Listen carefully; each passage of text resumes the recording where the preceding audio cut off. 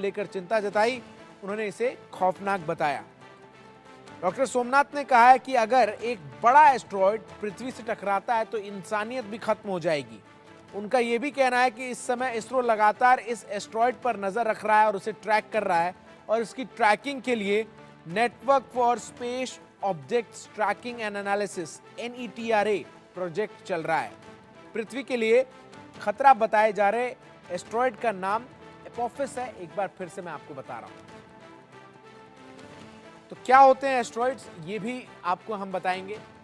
दरअसल बिना वायुमंडल के धातु या चट्टानी पिंड लगभग 4.6 अरब साल पहले बना सौरमंडल के बनने के बाद बचे अवशेष हैं। इस वक्त 11,113 और इसके साथ ही साथ 527 एस्ट्रॉयड्स भी हैं। माफ कीजिएगा, इस वक्त आपको बताएं 11, 13 और 527 एस्ट्रॉयड्स हैं। 1000 किलोमीटर से बड़े ये एस्ट्रॉयड्स हैं और इनके सोर्सेज हैं। सोरस के बौने ग्रह के रूप में एस्ट्रॉयड्स को पहचाना जाता है।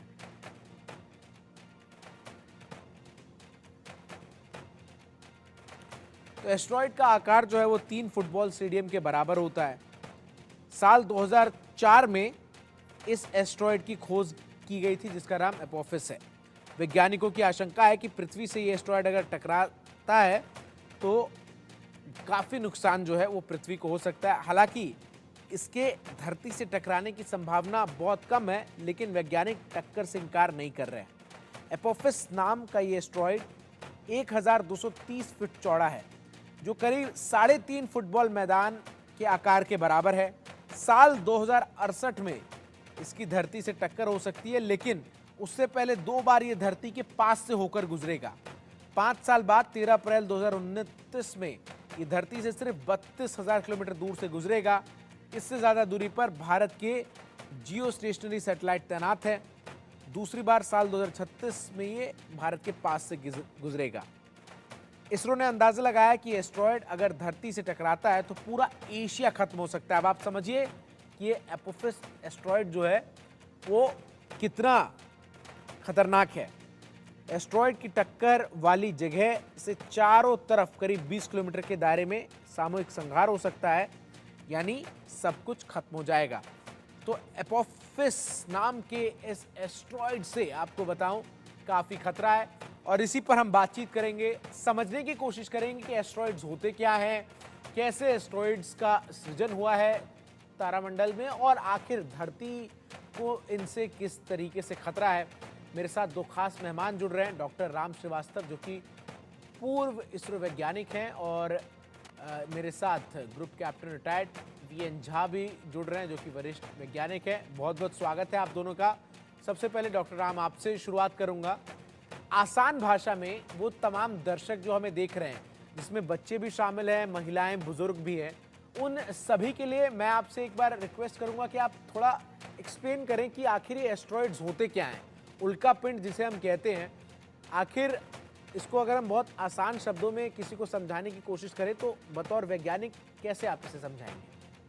देखिए, 4.5 अरब साल पहले जब हमारे सौरमंडल का निर्माण हुआ था, तो जो मटेरियल था वो सब सूर्य की डिस्क के ऊपर जो जमा हो गया था, और उसके घूर्णन के कारण, उसके अधिक तापमान के कारण, फ्यूजन रिएक्शन चालू होने के कारण जो ग्रहों का निर्माण हुआ, वो ग्रह जो है अब धीरे-धीरे जो है अपने-अपने स्थान पर आ गए।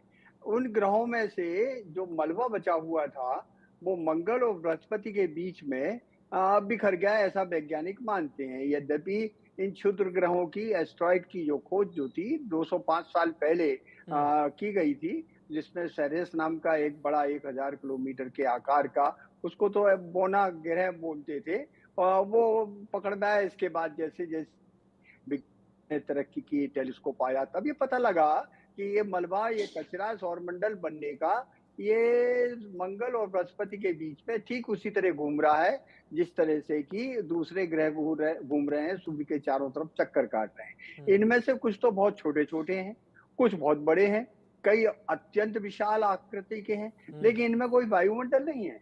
लेकिन इनकी संरचना जो है बिल्कुल उसी तरह की है जैसे दूसरे ग्रहों की है। हुँ, उसमें निकल भी है, उसमें आयरन भी है, धूल भी है, मिट्टी भी है, हुँ, लेकिन पानी नहीं है वहाँ पर, क्योंकि उनका गुरुत्वाकर्षण कम आकार का होने के कारण हुँ, उतना अधिक नहीं है, ना वायुमंडल को वो रोक सकते हैं। जी, लेकिन कुछ उसमें से अपना रास्ता भटक करके धरती की ओर चले आते हैं। वो कौन से होते हैं? इनको कहा जाता है पोटेंशियली हज़ार्डस ये एस्टेरॉइड्स।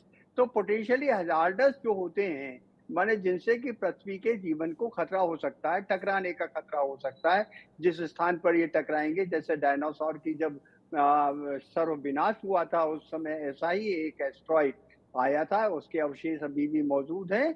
बहुत बड़ा गड्ढा हो गया था, इतनी धूल उड़ी थी, इतनी धूल उड़ी थी, पूरे आसमान में वायुमंडल में धूल छा गई थी। सूर्य की किरणें कई सालों तक ज़मीन तक नहीं पहुँची थी। जब सूर्य की किरणें नहीं आती हैं, फोटोसिंथेसिस नहीं होता है, जीवन नष्ट हो जाता है। ऐसा माना जाता है डायनासोर का उस समय विनाश इसी के कारण हुआ था। हुँ, जबकि डायनासोर के अंडे और दूसरे फॉसिल्स जो होते हैं, जीवाश्म, अभी चारों कई जगह मिल रहे हैं, हमारे हिंदुस्तान में भी मिल रहे हैं। जी, जी, इससे ये पता लगता है कि अगर कभी भी इस तरह का कोई बड़ा एस्टेरॉइड आकर धरती से टकरा जाएगा, तो हुँ, महाविनाश हो जाएगा, यहाँ का जीवन नष्ट हो सकता है। हुँ, इसकी वैज्ञानिक आधार पर हम पुष्टि कर सकते हैं। लेकिन रहा सवाल ये कि वर्तमान में जितने भी सैटेलाइट इस तरह के क्षुद्रग्रह हैं, उनकी संख्या पता है कितनी है? 2349